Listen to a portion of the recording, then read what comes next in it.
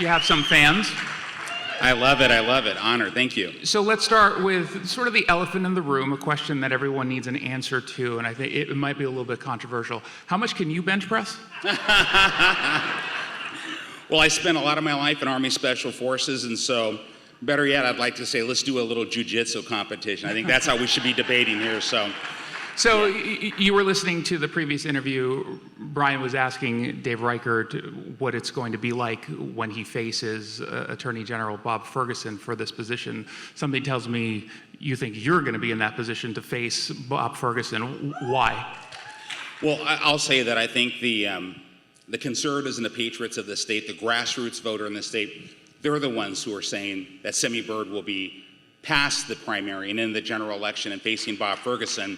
So that's going to come from the people. Number one, I would say this. Bob Ferguson's record speaks for itself.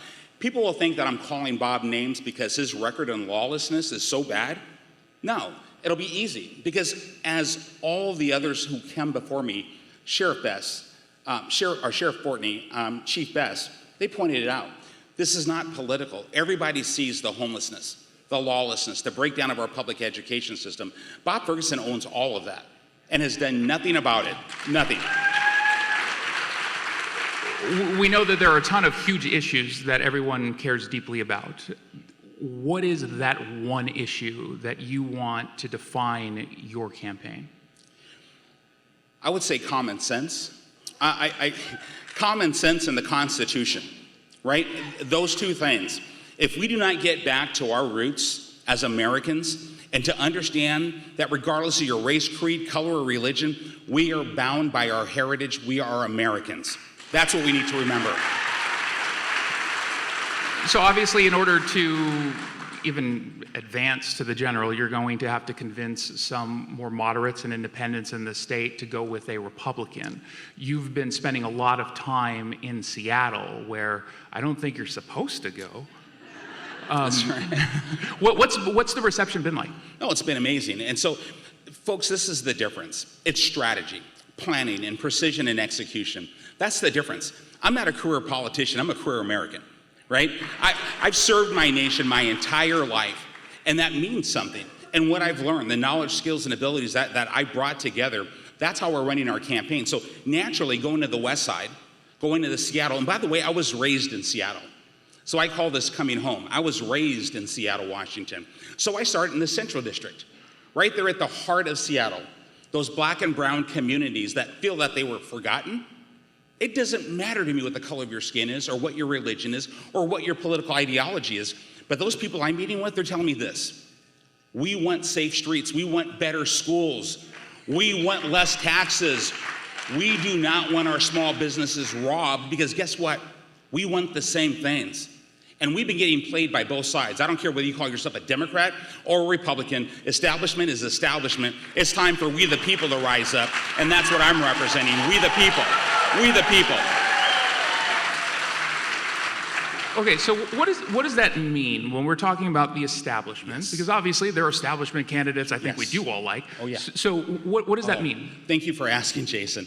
So here's the thing. I was not asked by a group of wealthy elites or political establishment to come out of retirement and to run for governor for Washington State. This was a call to duty because I saw what was happening. I was a PCO, am a PCO, precinct committee officer, knocking on doors, trying to get people into the school board. I ran to be a school board director, to serve my community, to do something about the breakdown of our education system, to restore parents' rights in education. I have been participating at the community level, and I watched as our state started to fracture. So what I would say when we talk about the establishment, we have to stop and start talking about what is important in a candidate.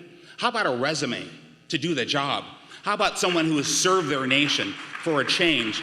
And how about someone that is not more of go along to get along? I owe nothing to the political establishment. Nobody owns me. There's no big money donors that I owe anything to. I am for the people of Washington State, and that's the difference. What you just said, and I think this is an important distinction. Lauren Culp said very similar things, and he did not do so well. So why is it in this case, Why will that message resonate? What is it about this election upcoming, before we even see what's going to happen in this actually upcoming election? Why do you think it's going to resonate this time? Yep, I think people can look at me and see the difference between Simi Bird, Lauren Culp, and Tiffany Smiley. You're taller, yes? I'm taller. I do know jujitsu. I'm sorry, okay. What I would say is simply this, my friends. There is a key difference between the candidates. I'm not here because I want to be here. I'm here because I need to be here. And when we talk about Lauren Culp and how he ran his election, you know, Lauren Culp is a good man. He's a patriot. Tiffany Smiley is a good woman. She's a patriot. I don't compare myself to them. I'm running my own campaign. I'm running my own strategy. And what's different is simply this. Instead of talking about what divides us as a state and as a nation, we should be talking about what unites us as a state and as a nation. We want the same things. That's the difference. And so that I am going to the inner city. I am going to all communities, all up and down the I-5 corridor. And something that people don't realize, why did I start here when people say you shouldn't be in Seattle? You shouldn't be up and down the west side of the state. Well, that's common sense. Common sense matters. We have 13 counties that have endorsed this already. 13 counties. And that's just to start. So we're working our strategy and we're winning with our strategy. And I don't care how much money you raise. I don't care how many politicians will praise or sing your songs. And I don't care how much time people talk about you're this and you're that and your name brand and this. I'm telling you this. Someone said it up here earlier tonight. People want someone who represents them. People want someone who knows what hardship is. I've navigated adversity. I was born in the inner city pre-civil rights to a single woman with 7 kids. I have overcome adversity my entire life. I've bled for my nation. I'm ready for this. So I think a lot of us in this room, and presumably, you know, I've heard Dave Reichert's positions. They're very similar, and we know what needs to be done. Here's the question. How do you actually get it done? Oh, I love it. I love it. It's getting in the weeds. So one of the things people can do, you can go to my website, and you'll see solutions with actions. Solutions with actions, not political talking points. And then there's the other difference between career politicians and career Americans. I know what needs to be done, and I know how to get it done. I've been a business consultant, a behavioral scientist. I get paid a lot of money to help corporations become better functioning, better leaders. That's what I do. Can you imagine that in Olympia, where we actually have fiscal responsibility and we actually run a state government like a pristine business organization? Oh yeah. It's coming. And so we have solutions with actions, education, mental health and addiction. And I hope we talk about that. Law and order, holding those prosecutors and the judges accountable for actually doing their job and honoring their oath and protecting our citizens.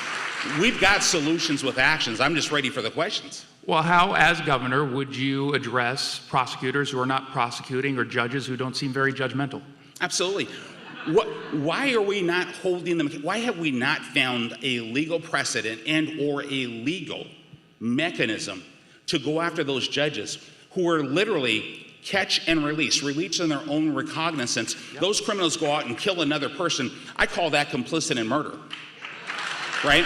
Well, there was that story out of Spokane this week. I mean, we have judges over the course of the last 2 years in Spokane have released an ungodly number of very dangerous suspects who are accused of murder, who are accused of child molestation and rape. Mm-hmm. And so this idea that people need to step up and do something, how much is it that the voters need to make sure that they're not voting for a judge because I like this person's name when people haven't done any research? And let's be honest, it's really difficult to do research on these particular races. Absolutely, absolutely. So what you'll see with my solutions and actions on those judges, on those prosecutors, we're going to have what we call a judicial watch, where we, from the governor's office, will actually have a public safety score that we will appoint to each judge, each prosecutor, so that the citizens will know which judges, which prosecutors fought to keep them safe, and which one compromised their values, their ethics, and their oath of office, and compromised public safety.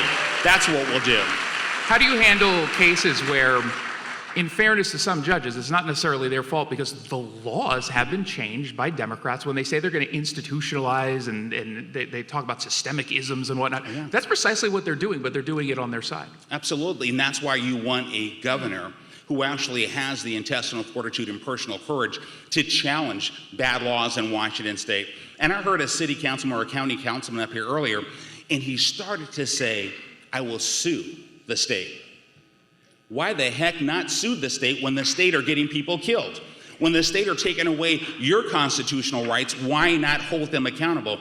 And so what I would say to that is this. Under Article 3, subsection 6 and 7, as governor, I have the right to bring recommendations of legislature to the legislature.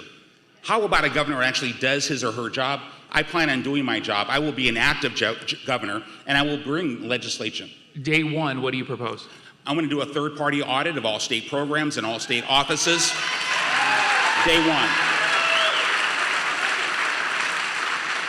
And you notice there was no hesitation there. We need to know where the money is going. We need to know how our offices and how our programs are performing. What are the key performance measures? If you're not performing to a standard, but we're paying you too much money to not perform, common sense, right? Someone needs to go and something needs to change, and I'm ready to make those changes. Again, my friends, this is what I did for a living. This is what I do. I'm applying for a job. You are part of a very large employment panel. Let me know how I'm doing. Well, speaking of that, let's say you go into Olympia, the makeup of the Senate and the House, let's be depressed for a moment, let's just say that it's the same. How do you get into a room with a whole bunch of fairly radical Democrats and convince them that now's the time for them to start to switch? I mean, you're a consultant, or you've done that work, not DE&I, so I don't know if it's going to resonate with the folks over there. But are there some tricks maybe? Like, how do you make those arguments to the Democrats? Well, I love it. You know, being a nationally trained mediator and doing this for corporations, when you're mediating whether inter-organizational crisis, right, where people are going at each other's throats, or you're negotiating a business deal between corporations, pretty much the same concepts. You find the commonality. You find what's more important to them, what's more important to this other group. But in this case, it's a little bit different. For me, it's what is more important to the citizens of Washington state. That is what counts most.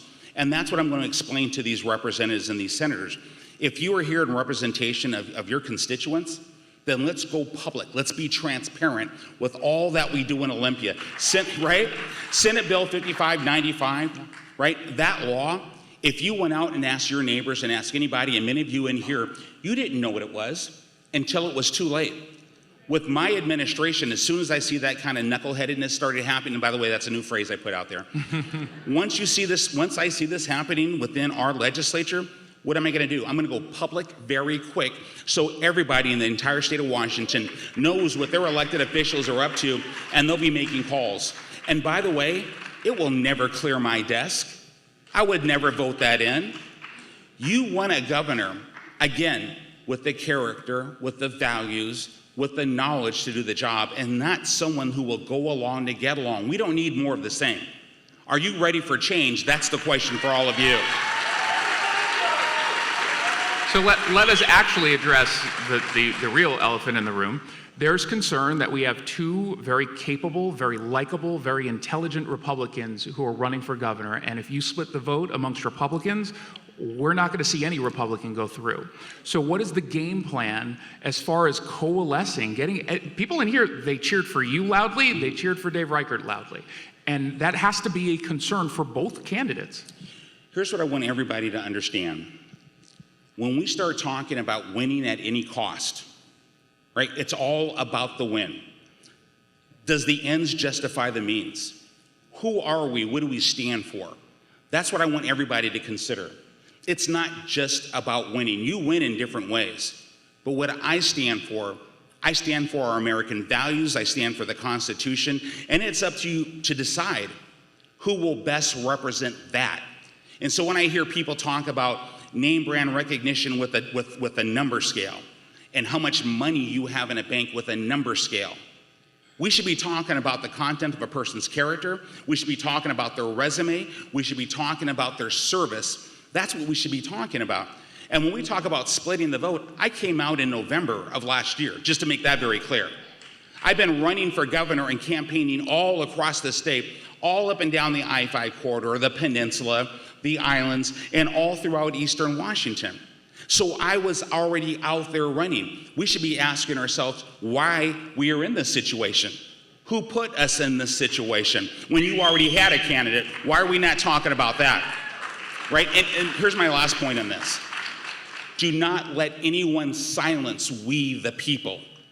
If you have a concern, bring it forward. Do not become silenced because you're intimidated about splitting the vote. Because clearly, there's a group of very wealthy people who are not concerned about splitting the vote, or I would be on the stage by myself.